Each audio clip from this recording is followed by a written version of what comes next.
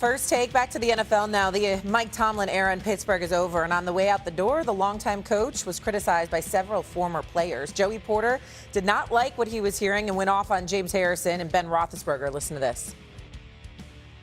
Everybody's been bashing about Mike T since he's retired. Give me an example. Who y'all talking about? Y'all talking about James? I mean, James has been vocal, as has Ben. Both have been vocal. They tell the version of the story in Pittsburgh that they want to tell. And I told him, I said, how can you say he's not a great coach? Well, everything that happened good to you in football was under his watch. Your Debo name, when I played with you, was James Harrison. Under Mike, 3 or 4 Pro Bowls, Defensive Player of the Year, played in 2 championships, paid you over 50-something million. You think the head coach didn't have his hand in making that player? Damn, why would you take a shot at the guy who changed your life? Because Coward didn't change your life. Coward cut you 3 times. I didn't agree with none of it because I just feel like you took a shot at Mike. And you know, in this space, Mike ain't gonna defend himself in this space. Well, he broke the brotherhood. Then 7 definitely broke the brotherhood. So our own Ryan Clark went on X to respond to this posting, quote, "Are we going to have to call a Steelers former players only meeting? We're out here like the Cowboys." Louis Riddick is back with us now.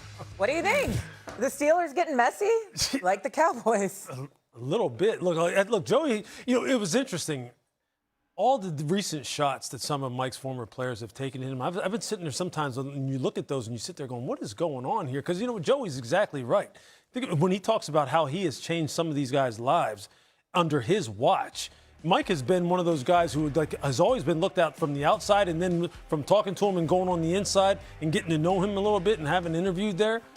I mean, he seems like a guy who's just fiercely loyal, a guy who holistically cares about his players, both on the field and off the field, who has their back through thick and thin, who has kept all the different kind of things, all the different kind of scandals that can kind of wind up encompassing an organization.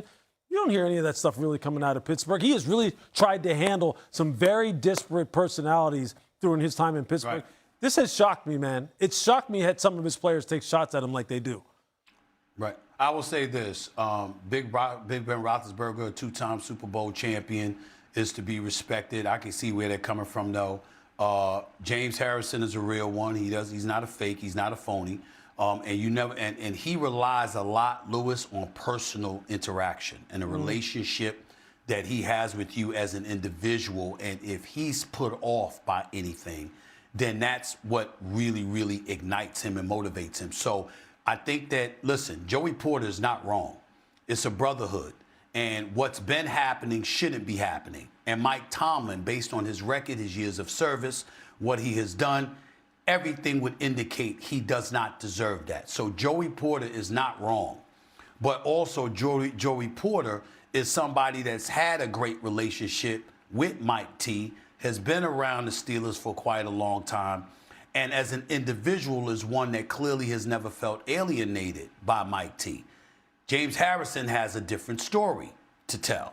And because I'm not saying he should tell it, and that's fair for James Harrison to bring that up. Brotherhood, keep that stuff in house. Let's not be saying something publicly. He's right about that.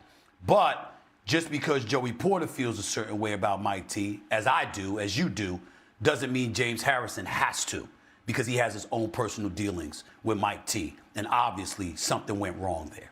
Yeah, I just wish, I think we all wish they would just talk it out, right, behind closed doors. I don't want to hear about it because we haven't heard Mike Tomlin You be always able wish to that respond. about a lot of people. Exactly. All right, Louis, we'll see you later. Thanks for hanging out. The 2024 quarterback draft class has been truly special in a re-ranking. Would Caleb Williams still be the #1 quarterback to come off the board? More First Take after this. As well, oh, by the way. He was on the Not Just Football podcast with Cam Hayward of the Steelers, and he had a lot to say about his former teammates, both James Harrison and Big Ben Roethlisberger. They tell the version of the story in Pittsburgh that they want to tell. And I told him, I said, how can you say he's not a great coach? Well, everything that happened good to you in football was under his watch. Your Debo name, when I played with you, was James Harrison. Under Mike, 3 or 4 Pro Bowls, Defensive Player of the Year, played in 2 championships, paid you over 50-something million. You think the head coach didn't have his hand in making that player? Damn, why would you take a shot at the guy who changed your life? Because Coward didn't change your life. Coward cut you 3 times. I didn't agree with none of it because I just feel like you took a shot at Mike, and in this space, Mike ain't gonna defend himself in this space. Well, he broke the brotherhood, then Seven definitely broke the brotherhood because the shit that Seven that we don't talk about is crazy. Out of anybody should talk, he should never grab a microphone and really talk Steeler business. Because if we talking Steeler business, his ass is foul of all foul. Like that he's did is foul of all foul. He's not a good teammate. Wow. Ooh. Strong statements from Joey Porter. Smalls, Myron, what did you make of what he had to say? Myron, you want to go ahead? I'm glad he said it. I don't get this former player podcast pipeline where guys just say, I'm going to tell you everything I hate about my ex-teammates or my former coach. I agree with him. James Harrison's brand, I feel like right now, is let me just be the guy who's critical of everybody. That's kind of like what he's chosen to do after his NFL career. And I agree with Joey.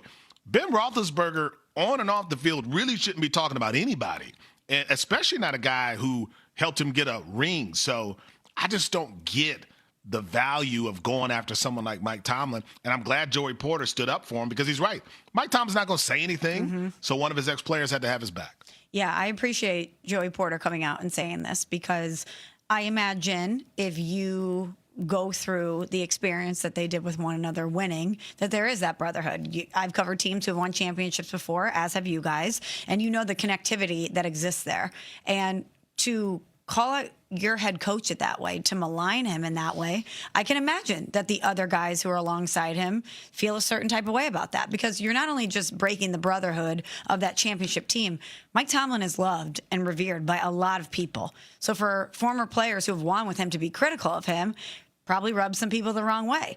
And to Joey Porter's point, if Ben Roethlisberger and other athletes want to come out and be critical of coaches or of other people in the NFL, then they better be ready to take it back. And let's not forget that Roethlisberger was suspended for 6 games for violating the NFL's personal conduct policy. There are things about him and his career on and off the field that we gloss over as a collective, that we do not talk about. We talk about him as being the quarterback of the Pittsburgh Steelers that won a Super Bowl. We talk about him strictly in a football space.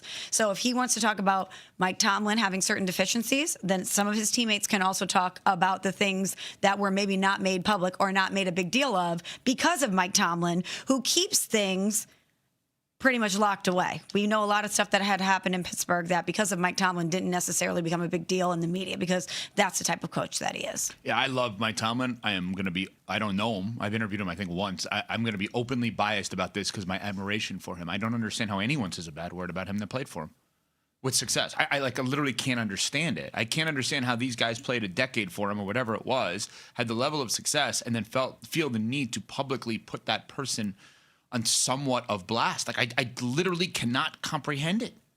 I don't understand. And because I don't believe, correct me if I'm wrong, James Harrison nor Ben Roethlisberger said Mike Tomlin did anything specifically to them, right? If somebody had success with a person and that person has done something to them professionally that would be so horrible and they want to fight back, that's a different story. I don't get that sense at all from Mike Tomlin. I think Mike Tomlin should be a Hall of Fame coach. And yes, I know Pat Costello is right. Coaches just don't make the Hall of Fame easily, as we've seen. I don't get it.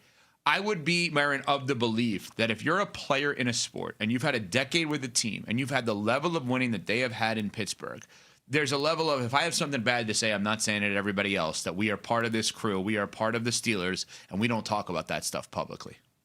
Yeah, we got to end some of these podcasts. I mean, to your point, really. Because, like, sometimes you just put these guys in front of a microphone and they don't know what to do over 2 hours. Like, that's part of the issue. I also think when you have certain teams that kind of make the NFL what it is, I think the Steelers are one of those organizations, the Packers, the Cowboys, some of those former players, you love to hear them talk about the nostalgia, about all these incredible moments. I think that's a fun thing. It's what you expect. So when former players are critical, it just doesn't align with what we know the Steelers brand to be. And again, I don't see what you win. To Michelle's point, Ben Roethlisberger really shouldn't say anything about anybody. Like, he's not in a position to say anything. And if anything, Mike Tomlin helped him at a very, very difficult point in his career, which could have gone the other way. He should be praising it. I don't understand why they're not allowed to be critical of Mike Tomlin just because they won a Super Bowl. They also care about the organization and want the organization to succeed. And they were saying Mike Tomlin's clearly done here. Like, what's the problem with that? We have no problems when Emmitt Smith comes on this show and says there are all these problems with the Cowboys. He did that on this show and made headlines, and we had no problems with it. So why is it a problem when two guys who won a Super Bowl with the Steelers have a problem with Mike Tomlin? Yeah, because I think, James Harrison has a problem with everybody. Like, let's make that clear. Like, that's his but brain. we were all saying what if they were paid saying. Attention to him. What, like, Listen, we were all saying Mike Tomlin's done here. If you so want to say, why if you want to say he didn't get the job done, hold on. If you want to say he didn't get the job done at the end of his tenure, fine. We can all agree with that. But I think once you get into just what felt like sort of the personal attacks, that's when, to me, it goes to a different level if you're James Harrison. And again, Ben Roethlisberger, I don't want to hear him talk about anything after football, if I'm being honest.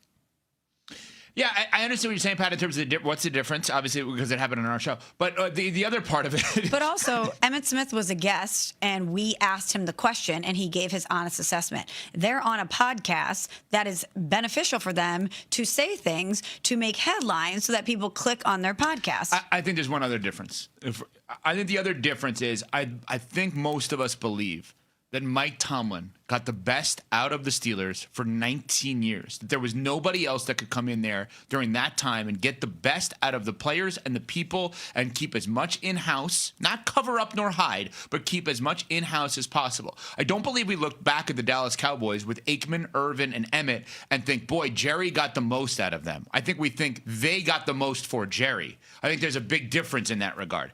And Jerry Jones, since that crew has left, has made billions to his credit, but from a football perspective has not been as successful. I think Mike Tomlin did more for the players than the players did for Mike Tomlin. And in the Jerry Jones, Emmitt Smith, I think the players did more for Jerry Jones than the other way. That, to me, is the difference, Pat. So, like, if Teddy Bruschi goes on Get Up and is critical of Bill Belichick, we have a problem with that? I have a major issue with that. Why? Why are we not allowed to be honest? Teddy Bruschi just being was honest a defensive what's going tackle at Arizona, and Bill Belichick said, I think you could be a middle linebacker. We need to get you to this place and make you into some. Well, it was really before then with Parcells, but you get the point. Multiple things can be true. It's not just like, we won a Super Bowl, so I have to love everything he ever does. Like, that's insane. I think it's how you say it. I think that's a part of it too, right? You can talk about, maybe differences of opinion or even being critical, but how you do it, I think matters a lot. And I think the approach to this from James Harrison and Ben Roethlisberger is a part of the issue as well. But you don't think, just last thing for now on this, Pat, you don't think there are some people with some organizations that are untouchable? No, I don't think anyone's untouchable. I know anyone's not actually untouchable. What's the problem, Nuno? No, because every time we have this conversation, you act like we're not allowed to criticize people if they failed. Like, at the end of the day, the Steeler fans will say, and the players, because it's part of their resume, they failed. Mike Tomlin only won one Super Bowl. And when he first started, so he went over a decade of never getting back and winning a Super Bowl, and the Steelers expect that. So to be like, well, players can't say we failed, or there could have been changes, or we could have done this better. You can revere someone and also say that they have their faults. And I think that's what some of these guys are doing. And that's what we should be able to do that. We should be able to do that. We should be able to talk about Michael Jordan and when he was with the Wizards. That was another disaster. That's part of his legacy. But where's the media? It's much different with us in the media when they were So are these guys. That's the part you're missing. Big Ben he's now a media member. I know, Draymond likes doing the new media versus old media. No, Draymond, you're part of the media. You're on a podcast. You have thoughts. You're sharing them. You're uploading them. You're part of the media. All these guys are media guys now. So they need to be saying something because there's so many of them out there. So many podcasts out there. I think there are some guys. I think there are some people with some teams that, for those that were a part of it, should be kept in-house. That's just my opinion. I don't think any Yankee in the 90s should be ripping Joe Torre. I don't think any member of the Spurs should be ripping Greg Popovich. I just don't. And I don't think any member of the Steelers during that era should be ripping Mike Tomlin. Media members, different story. And I understand what you're saying. We're exclusively media members. You're not going to look up Smalls, Myron, or my stats, right? We can look up Big Ben and Harrison's stats. We're on Sportsmanlike, presented by Progressive Insurance. The 2026 NBA All-Star Game.